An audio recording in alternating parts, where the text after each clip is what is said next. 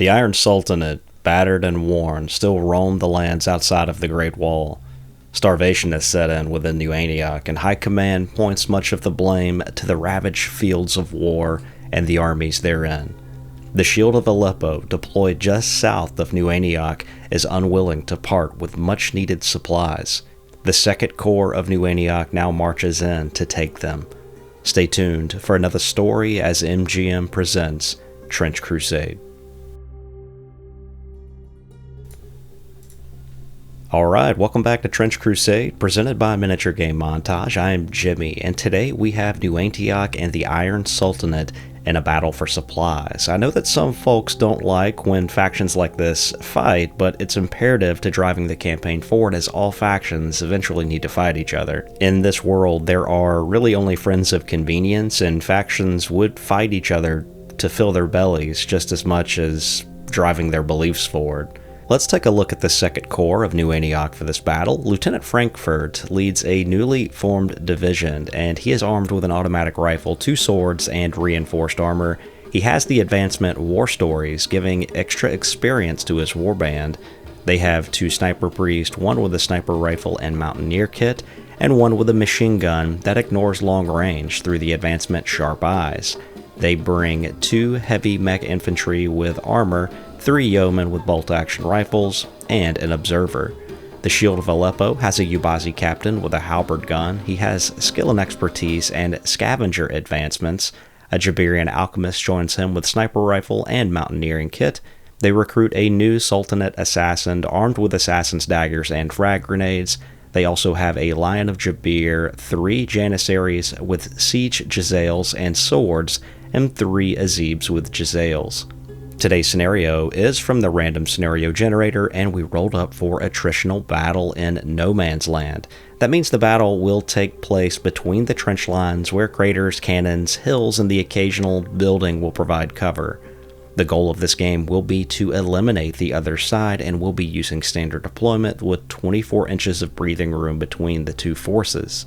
We'll be scheduled for 5 turns today with the potential to go to 6. Glorious deeds were randomly determined as Reaper, Sharpshooter, Risk It All, Show No Mercy, and finally to claim victory.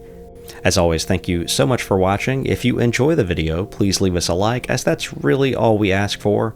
We're excited to have Trench Crusade back on the channel. Let's get to tableside for turn 1.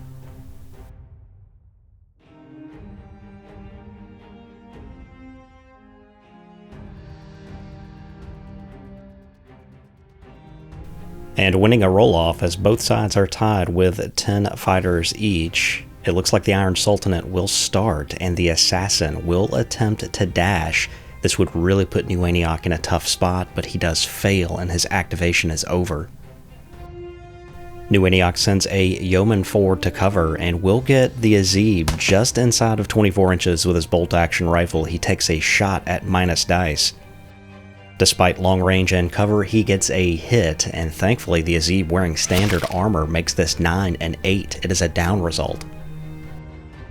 Up next, a Lion of Jabir activates, going plus dice on his dash as he moves into cover. The Trench Cleric activates, attempts to give a blessing, and that fails. It is a risky action. His activation ends as a Janissary pops to the corner of the bunker and opens fire with his Siege Jezzail, landing a hit at minus dice. The injury roll should be at plus dice as well. He does score a down result. The Sniper Priest looks to react to this by moving to the other side of the trench line and aiming successfully with his sniper rifle. At plus dice, he does hit the Janissary and will score another down result. The Sniper Priest then dashes back into safety and scores the glorious deed, Risk It All. Up next, an Azib will get to his feet. Removing his down status, he will move and dash forward into cover. Another yeoman then moves to the right of the bunker, passes a dash, and will fire his bolt-action rifle with range and cover, minus 2 dice, and he hits the Lion of Jabir. At minus 1 dice on the injury roll due to artificial life, he scores a blood marker. Meanwhile, a Janissary moves forward, opens fire with his Siege Jezzail at minus dice. He does miss, attempts to dash back into cover, and that's good.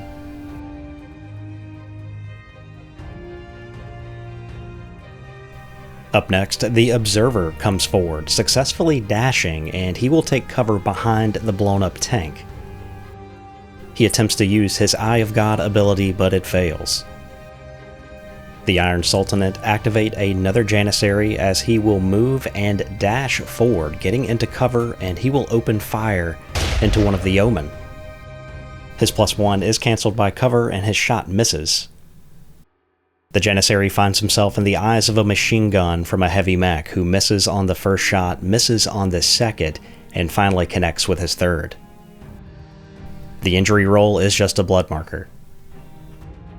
Up next, the Alchemist is going to climb. She does have a mountaineering kit, and she brings her sniper rifle to fire at the Yeoman. She does have fire on her weapon, and the shot does hit, and it's going to cause 2 blood markers to the Yeoman due to fire. The Alchemist is going to attempt to dash, and that is going to fail as a Yeoman activates and will dash, getting into cover. The Yabazi Captain moves forward and will dash with skill and expertise, getting that +1. This brings him into range to throw a frag grenade, and that will hit, targeting the Observer. It's a critical hit. It will just cause a blood marker, however, as the Observer ignores shrapnel. New Antioch now tees up the second lieutenant as he fires at the line of Jabir from over the trench line, missing on his first shot with his combat rifle, but landing a hit on the second. The injury roll just results in another blood marker. Meanwhile, Azib moves forward, firing at long range and cover, -2 dice. The shot will miss and he will fail to dash. Heavy Mech Infantry then moves forward into cover with a move and dash. Heavy Mech Infantry tosses a frag grenade, landing a hit which clips the Janissary with its 2-inch blast. Using the blood marker to go plus dice, he scores 2 blood markers. In a final move for the Sultanate, Azib is going to move and dash as turn 1 comes to a close. And in the opening turn, we did forget to activate the Sniper Priest with a machine gun for New Antioch. We had a lot of close calls in the opening turn as fire was exchanged between the two sides. New Antioch very fortunate that Sultanate assassin failed to dash on the opening attempt. And with the head count tied for turn 2, we dice off, and it is going to New Antioch for turn 2. And we start off with Heavy Mech Infantry attempting to toss a frag grenade. That does miss, but he does successfully charge into combat. This should be at -1 dice due to fighting over an obstacle. It misses regardless with his great weapon. He then attacks with his sword and misses again. And Azib then opens fire into one of the Yeomen at long range and cover. It does miss with his Jezzail. He will then move and dash, getting back into cover himself. The Lieutenant activates next, firing his automatic rifle into the line of Jabir, landing a hit, but Artificial Life putting the injury roll at -1 dice. It's just another blood marker, but he is ticking up. The Lieutenant does fire again, landing another hit. Artificial Life now puts the line of Jabir on 4 blood markers. This does force the line of Jabir to move, and he is going to dash as well, getting into cover. The Trench Cleric activates as he is going to move forward, attempt to dash and fail. His activation ends. The Abazi Captain activates next, looking to fire his halberd gun, which does have assault into the Observer. He does land a hit. The result is another blood marker as he charges into combat with the Observer. And fighting with his halberd gun, he barely lands a hit at plus dice, and it is enough to take the Observer down with blood markers. A dash attempt is failed as a Yeoman opens fire at an Azib long range and cover at -2 dice. He does miss and then will move back, passing a dash and getting into cover. The Sultanate activate an Azib, sending him forward but failing to dash. Meanwhile, a Sniper Priest successfully aims with his machine gun and begins firing at the exposed Yabazi Captain. The first shot hits and causes a blood marker. The second shot will hit as well. He crits the Yabazi Captain, but the 8 becomes a 6 with reinforced armor. That's just another blood marker. The third shot is again going to hit. He uses 1 blood marker to go plus dice, but he can't get it done. It's just a blood marker as Azib is going to move forward and dash to the bunker. He then opens fire with his Jezzail, but misses. The Yabazi Captain has a handful of blood markers on him as a Yeoman now takes aim with a bolt-action rifle, but misses. The Yeoman then moves and dashes out of line of sight. Up next, the Janissary activates in combat with a greatsword, and he should be at -1 dice here. A blood marker was used to give him -1, and he is fighting over an obstacle. The greatsword does miss, but he swings offhand, should be at -1 dice here on the offhand. He lands a hit. The result is an 11, but machine armor makes that an 8, which is treated as a minor hit. These two combatants stay locked in combat as the eyes of another mech infantry comes down on the Yabazi captain with a machine gun, landing a hit. The first shot is just a blood marker as he is wearing reinforced armor. The second shot is going to hit, and the injury roll is an 11. This will blow the tough on this Yabazi captain. With the Yabazi captain being treated as a down result, his profile does change and the machine gun cannot draw another shot to him. Action continues with the Jabarian Alchemist moving forward and drawing line of sight to the Trench Cleric, landing a hit with her sniper rifle. Reinforced armor is going to make this a 1, however, which is nothing. The Alchemist fails to dash as a Yeoman begins to move to the left flank and will dash to get a shot onto the line of Jabir and lands a hit at minus dice. All of the blood markers are used to go +3 dice, offsetting artificial life, and the line of Jabir is taken down. And an amazing shot from the Yeoman and his trusty bolt-action rifle. Up next we have a Janissary that is going to attempt to dash and fail. The Sniper Priest then activates and moves. He will then aim, just barely getting that off. He lands a hit into one of the Azibs, going plus dice using a blood marker on the injury roll, and it will be a down result. The Sniper Priest then dashes as he moves towards the center of the board. Up next, another Janissary is going to dash to get line of sight to the mech infantry and charge into combat. His greatsword lands a hit into the mech infantry, and rolling for the injury using a blood marker, it will be a 10. Machine armor makes that a 7 as he swings offhand with his sword and misses. The final action belongs to the Sultanate assassin as he is going to move and look to toss a frag grenade at a Yeoman, and that is going to land a hit, clipping him with that 2-inch blast. The injury roll will cause 2 blood markers with shrapnel as the assassin does dash forward into cover. And that's all for turn 2. We did see a lot of action in this one, fire continuing to exchange from both sides. We did see the Observer getting taken down to the Yabazi captain. But New Antioch dealing a blow themselves, taking down a line of Jabir after stacking 4 blood markers on him and then landing a bolt-action rifle shot to take him down. With both factions tied for the number of fighters out there, we dice off again. The Sultanate will be up for turn 3. And the assassin will lead off with, again, tossing a frag grenade at the injured Yeoman. The frag grenade once again explodes, and this time, using the blood markers, the Yeoman is taken down. The assassin then moves into cover and out of line of sight, will attempt to dash, that will fail and end his activation. New Antioch's first activation belongs to the Trench Cleric as he moves into cover, fires his semi-automatic rifle, landing a hit into the Yabazi captain. Captain is down, bloodbath is used, and he is taken down. The Trench Cleric dashes forward and fails to cast a blessing. Meanwhile in combat, a Janissary slides around the side of the obstacle to continue to engage the mech infantry. A blood marker is used to make him even dice. He still hits, but it is not enough to get the mech infantry down with his machine armor. A swing from his offhand sword is going to miss as the mech infantry activates next, looking to engage in combat himself. A swing from his great axe does miss, but a swing from his offhand sword at minus dice is going to land a hit. The injury roll is going to result in a blood marker. Up next, the Alchemist fires down at the Trench Cleric from the bunker, landing a hit just barely. She applies 2 blood markers with fire and then moves away from the window to limit who can fire back at her. Heavy mechanized infantry will give it a go, but long range and cover at minus dice, he is going to miss on all 3 attempts.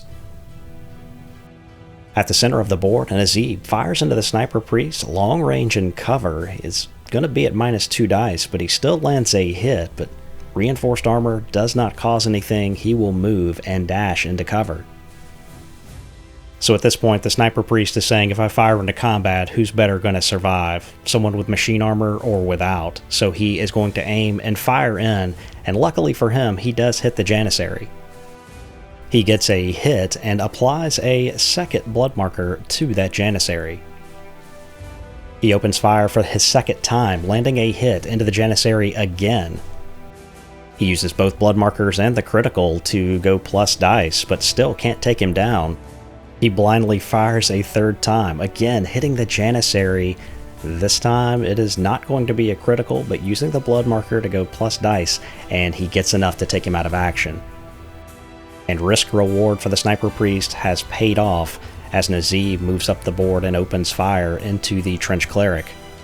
The shot does miss at minus dice as a Yeoman activates next, moves forward to get line of sight, missing as well at minus dice and then failing to dash.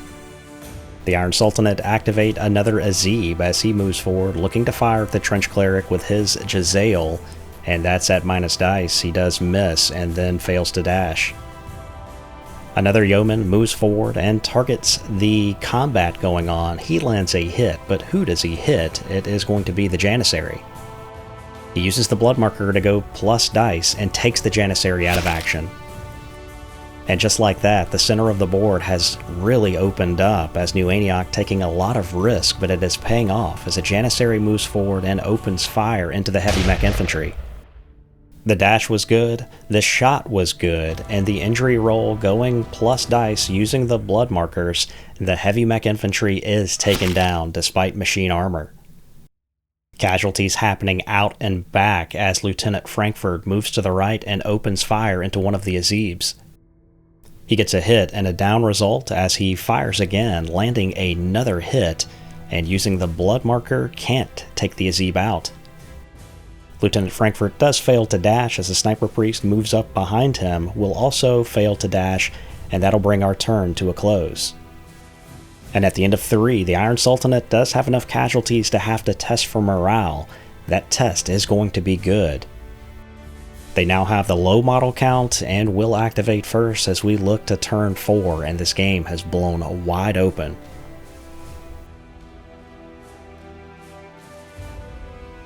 And the turn opens with the Azib standing and firing his Jezzail, but missing at minus dice. He then moves and fails to dash, still in the open.